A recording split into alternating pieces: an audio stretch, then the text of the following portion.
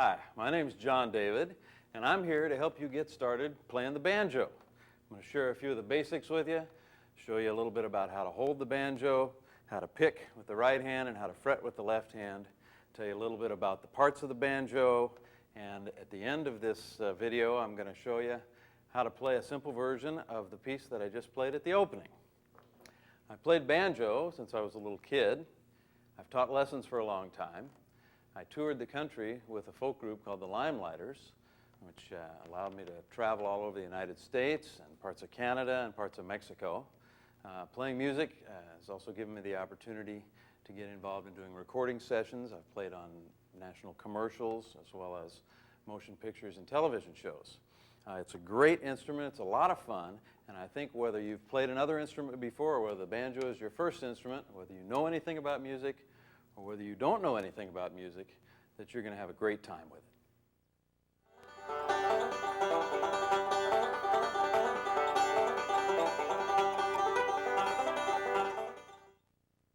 First, I want to say a few brief words about care of your instrument. You do need to treat your instrument with respect. You probably want to get a nice case to keep it in. You can get a soft shell case or a hard shell case, it doesn't matter. But you want to keep it in the case. And by the way, when you open the case, make sure that the case is right side up. And when you close the case and decide that you're going to carry the banjo somewhere, make sure that all the latches are latched. You don't want the banjo to fall out and crash to the floor. It makes a really interesting sound when that happens, but it's not very good for the instrument. So you want to be sure all the latches are latched.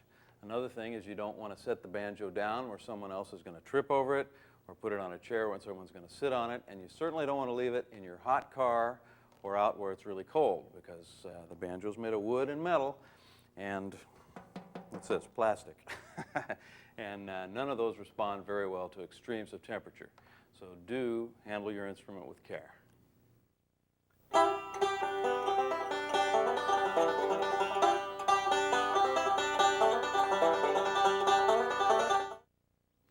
The banjo has a fascinating history that you might enjoy reading a little bit about sometime. It started out probably in caveman days when early man first plucked a string and then decided to stretch it across a drum head to make it louder. The banjo, as we know it here in the United States, originally came over from Africa. It was originally a 4-string instrument. Then a 5th string was added. This particular banjo is a 5-string banjo. At some point, the 5th string was taken away, and the banjo neck was made shorter because people wanted to play jazz on the banjo. And then it became a 4-string banjo again. And at some point, the 5th string was either added back on or continued to be played. And different styles were developed for it. There are many different kinds of music that can be played on the banjo. Some of the most familiar sounds that we're used to hearing include Dixieland, which is more frequently played on a 4-string banjo than a 5-string, but it has kind of that yub-dubba-dubba yub-dubba-dubba sound, kind of like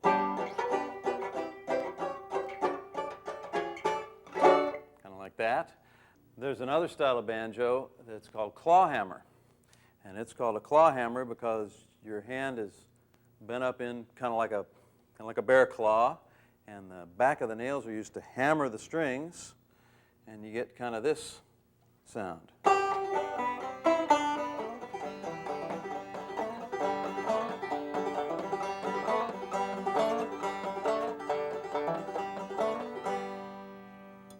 That style certainly was played on the 5-string and still is today. There are also folky,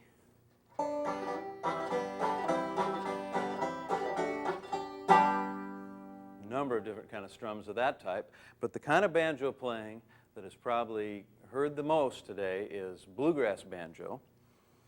And if I were to mention one name most associated with that, it's the man who invented that style of playing, and the style bears his name, Earl Scruggs. In 1945, he introduced it on the Grand Ole Opry using 3 finger picks and a series of fast right-hand rolls to make it sound like this.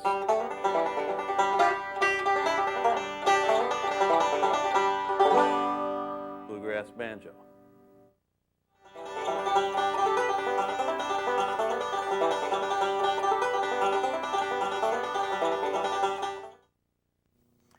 go any further, let's make sure that we're all in tune together.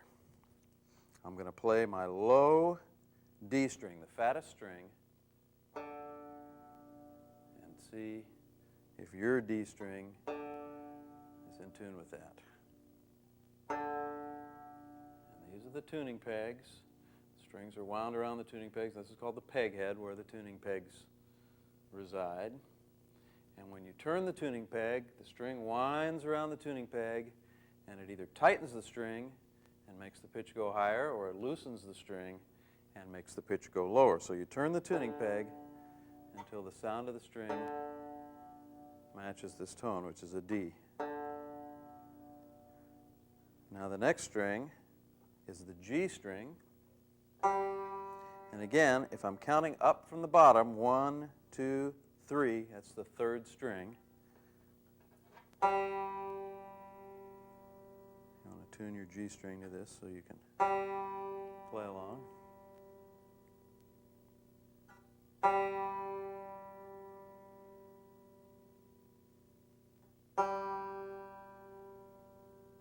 All right, the next string, which is the second string from the ground, is called the B string.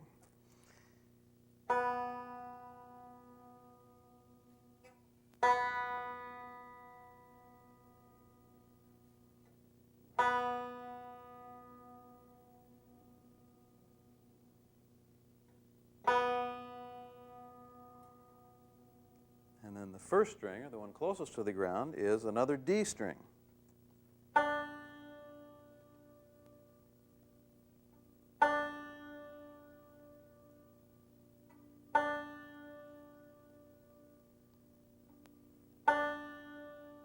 Exactly 1 octave, we call it, higher than the low D string. Okay? And then the string that's on top, once again we count up from the ground and we get to 5. This is called the 5th string. It's the little short string. So if you're looking for a peg down here to tune it, you won't find it. It's up here on the neck. And that is tuned to a high G.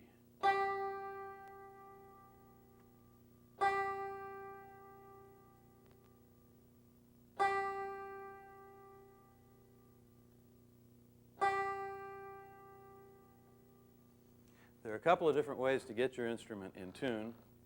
One way is if you have a piano and you can match the notes to the keys on the piano. Another way is if you have a tuning fork or a pitch pipe and you can get one string in tune, then you can tune the banjo to itself by, if you have the 4th string tuned and you hold the note down at the 5th fret, and you get the same pitch as the 3rd string. And if you hold the 3rd string down at the 4th fret, you get the same note as the 2nd string. And if you hold the 2nd string down at the 3rd fret, and I'm going to show you how to hold the strings down and make a nice sound in a minute, that matches the 1st string. And then if you hold the 1st string down at the 5th fret, you get the same pitch as the 5th string. And this is a good thing if you need to periodically check one of the strings while you're playing and make sure that everything is in tune with itself. It's tuned to an open G chord. So if you just strum your thumb down across all the strings, you're playing your first chord already.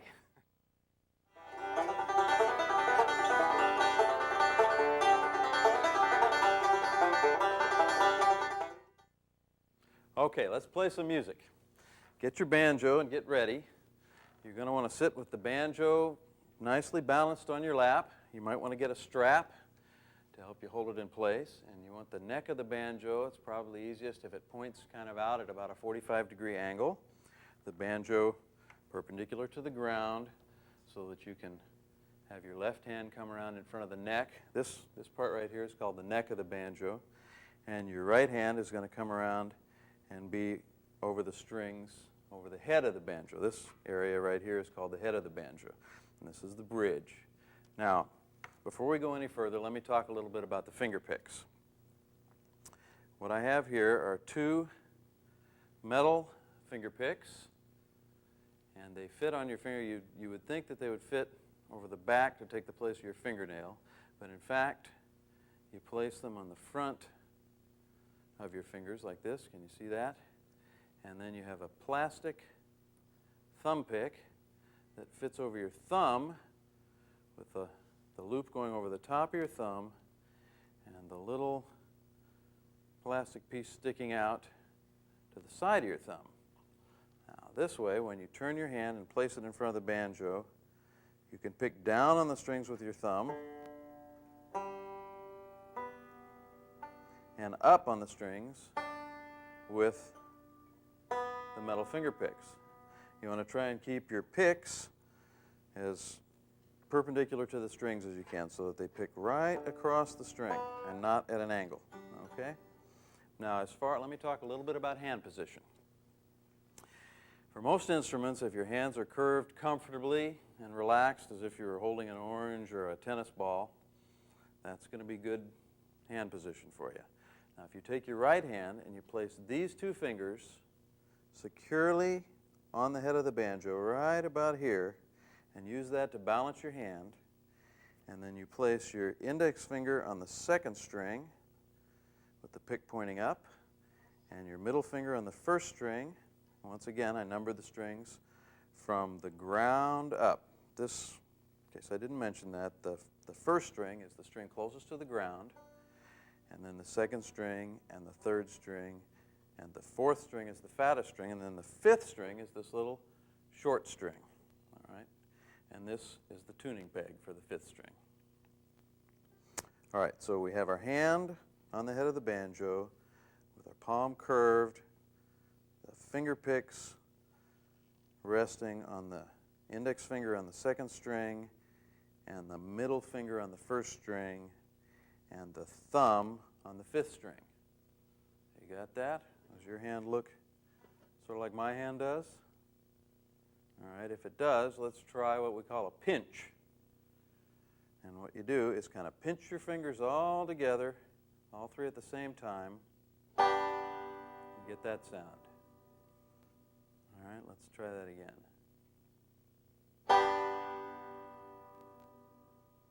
Now to this, we want to add placing the thumb on the third string by itself and just play that one string. Okay? And then do the pinch. And try that one time. Ready? Thumb, pinch. Let's do it again. Thumb, pinch. Okay? Now, do the same thing, only this time, pick the fourth string with your thumb. Thumb, and then pinch. Do that one again. Thumb, pinch. Now, alternate.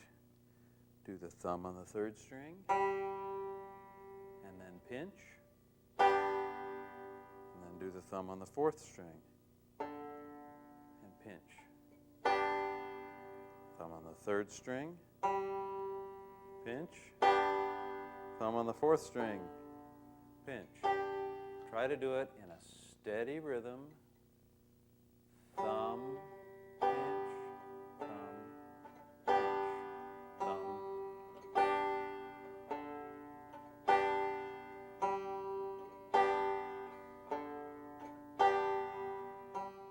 Now, let's add some chords.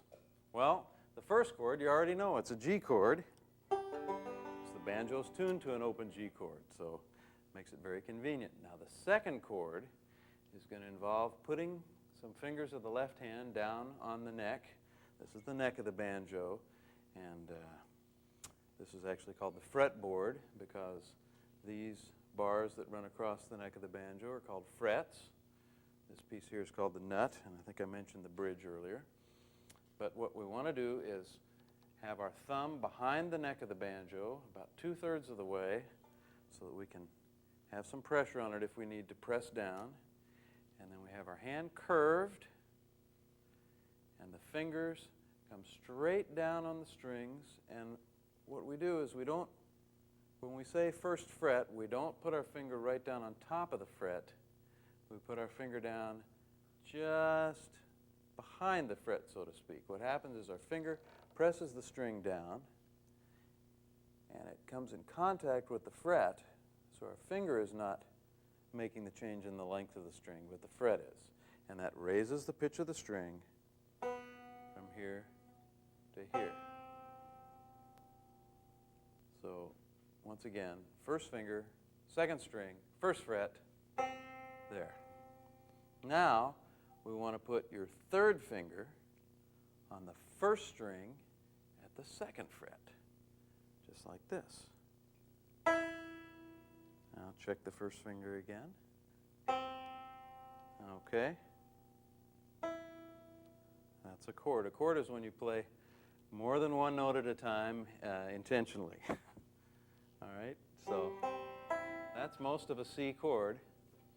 Now the other part, and here's where it gets a little tricky, is you have to stretch your second finger out to the fourth string and put it also in the second fret. And now you play it. Now what you want to do is play each string individually and check and be sure that all the strings are ringing. When you first start doing this, you may, if you've never played an instrument before, you may feel like your fingers are way too big and they won't fit in there and you can't press just one string down and you can't make a clear sound, but keep at it. It doesn't take very long at all, and suddenly it feels like there's a lot of room in there and it's pretty easy to do, and you're not pressing nearly as hard as you had to when you first started. So once again, the first finger is on the second string at the first fret, and the third finger is on the first string at the second fret. And once again, remember that we number the strings from the ground up. So this is the first string, this is the second string, this is the third string, and this is the fourth string with the second finger in the second fret. Now if, when you play this string, if you get that kind of sound, it probably means that your finger is too close to the fret, so you need to move it back. And then when you play the third string, if you get this kind of sound, it probably means that one of your other fingers, either your first finger or your second finger, is touching two strings. So you need to look, see what's causing the trouble, rotate your hand if necessary a little bit so that all of the strings ring clearly. And then you can strum, and that's a C chord. All right, one more chord, and it's very easy. Leave your first finger where it is and take the third finger off. We're just going to use two fingers for this chord. Move the second finger from the fourth string to the third string. Leave it in the second fret. We have the second finger in the second fret on the G string, the third string, and your first finger is still on the first fret on the B string, the second string. And we strum that, and we get a D7 chord. Try that. One string at a time, remember. Make sure that they're all ringing. Okay, so now we have a G chord, a C chord, and a D7 chord. And with the right hand, we can do our thumb pinch, thumb on the third string, and then pinch the three strings, and then the thumb on the fourth string, pinch. A nice, slow, even tempo, and then add the chords. Same pattern with the right hand, with the C chord, and then the D7 chord,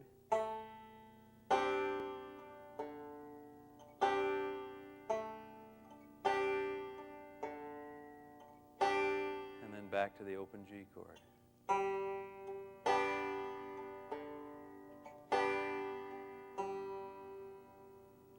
Okay, one more time around.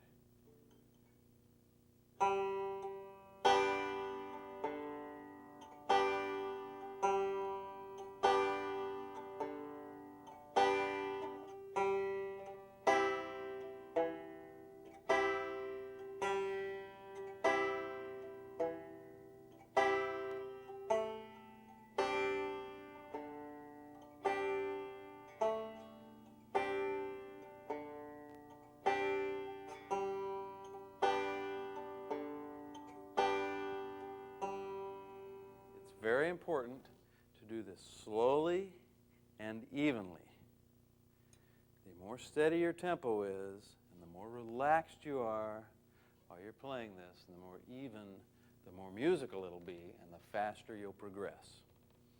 Now that you know 3 basic chords, G, C, and D7, there are many, many songs that you can play just using those 3 chords. You might want to look at some music books and some song books and see just how many songs you can find that you can play just using those 3 chords, G, C, and D7. You'll be surprised. There are hundreds, even thousands of very familiar, popular songs that you can play and accompany yourself singing or accompany someone else playing the melody on their instrument or on their banjo while you play the chords using just those 3 chords.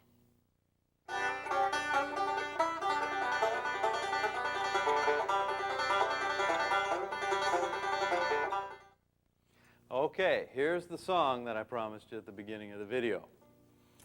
Now, the first thing that we need to do to play this song is play the 5th string with our right thumb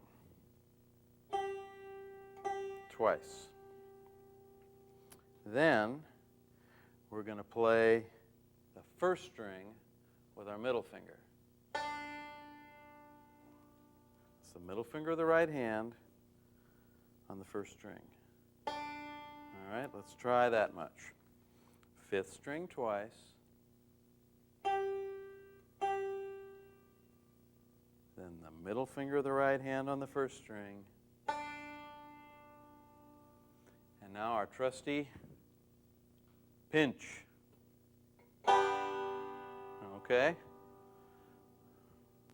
5th string twice with the thumb. 1st string with the middle finger. And then pinch. Now, let's put our left hand on the C chord.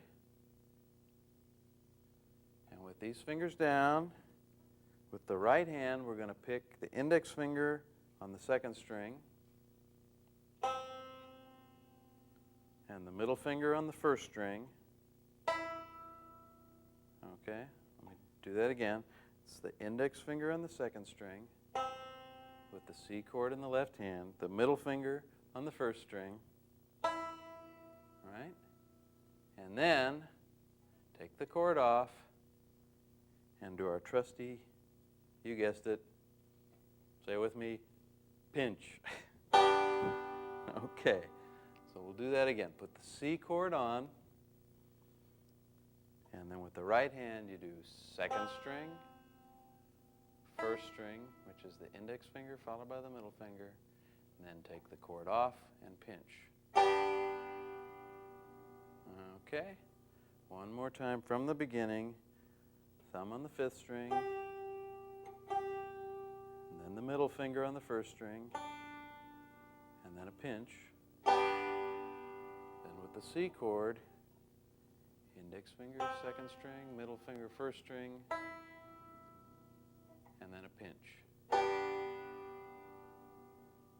You'll notice that both of these sections end with 1st string, pinch. Okay? So in the case of the first part, it's 5th string twice. This is as far as the right hand pattern goes. 5th string twice, and then 1st string with the middle finger, and pinch. And the second half of that is index finger on the 2nd string, middle finger on the 1st string, and then, once again, middle finger on the 1st string, followed by the pinch.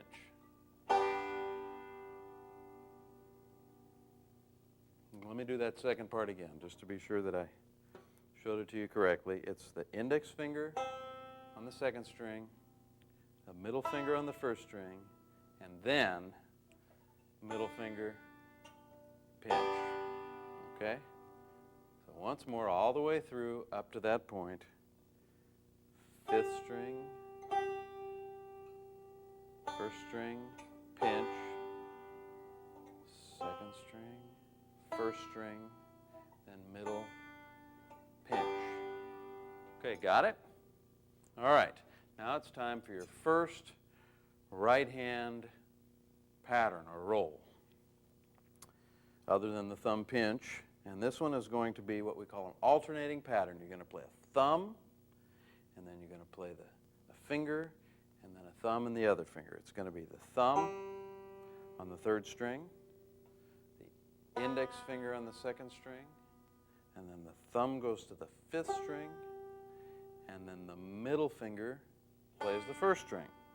Now let's just try that a couple of times.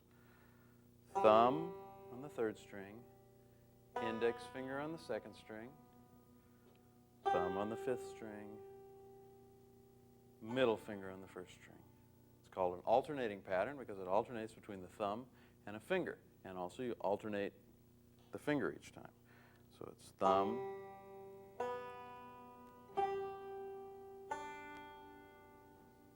let me do that one more time for you. Thumb, index finger, thumb, middle finger, thumb, index finger, thumb, middle finger. Practice that over and over again. Once again, very slowly and evenly. And then just like on the thumb pinch, you want to practice alternating the thumb from the third string to the fourth string. So now we play thumb on the fourth string. The other fingerings are the same.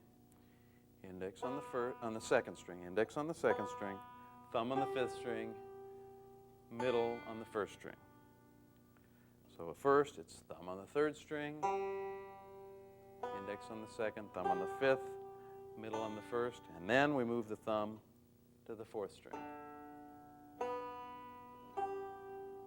Okay, that's the pattern to practice. Now let me show you how it works in the song.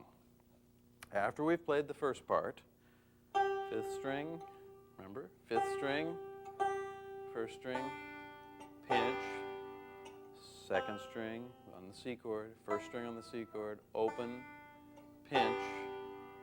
Now we play the alternating pattern starting with the thumb on the third string.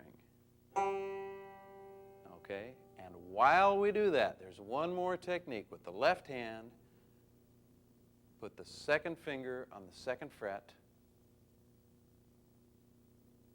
and when you play it with the thumb, slide it up to the fourth fret. Okay? So here's how this works, very slowly.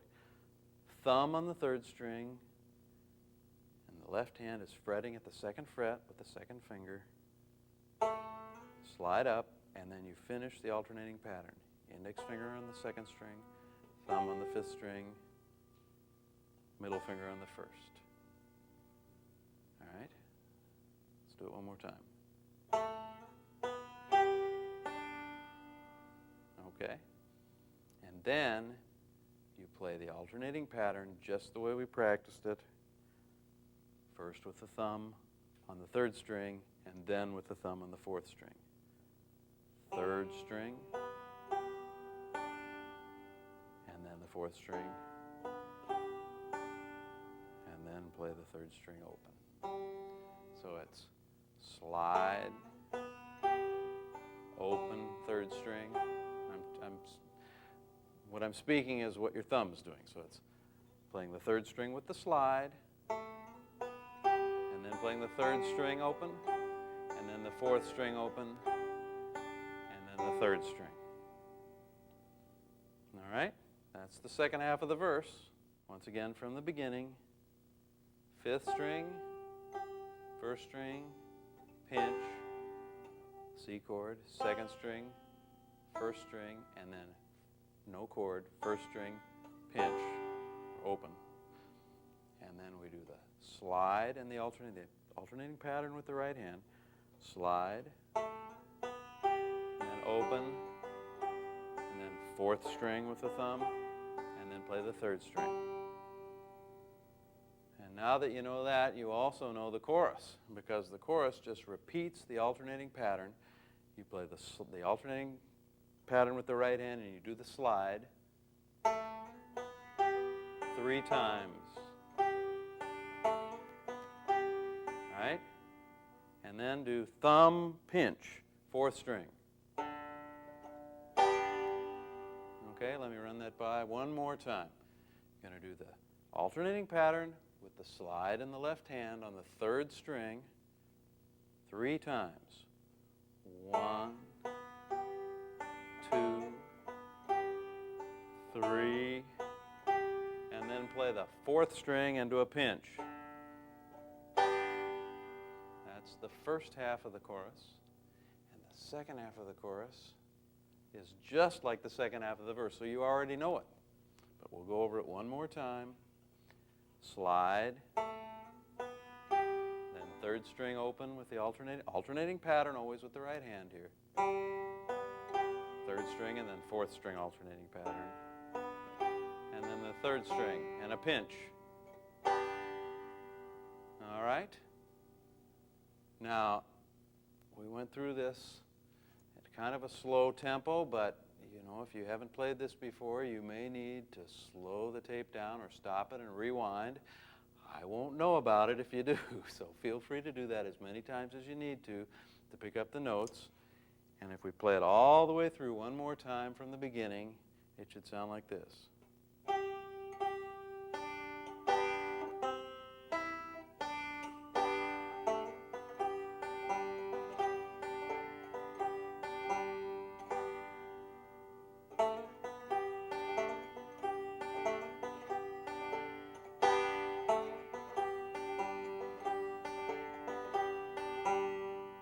You're playing Cripple Creek.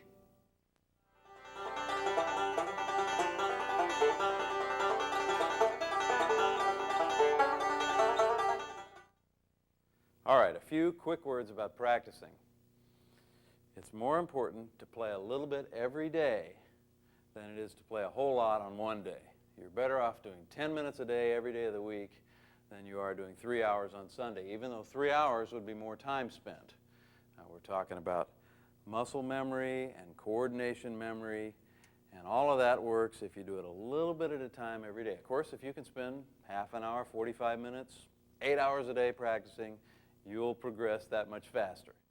Remember, the most important thing about playing the banjo is to have fun. The more fun you have, the more you're going to spend time playing the banjo. And the more you spend time playing the banjo, the better you're going to get. And the better you get, the more fun you're going to have. So it's a continuous cycle. Speaking of fun, I've enjoyed having this opportunity to show you a little bit about the banjo, and I hope I've gotten you started on the right foot, and I hope you're inspired to continue and have great fun playing music. Thanks.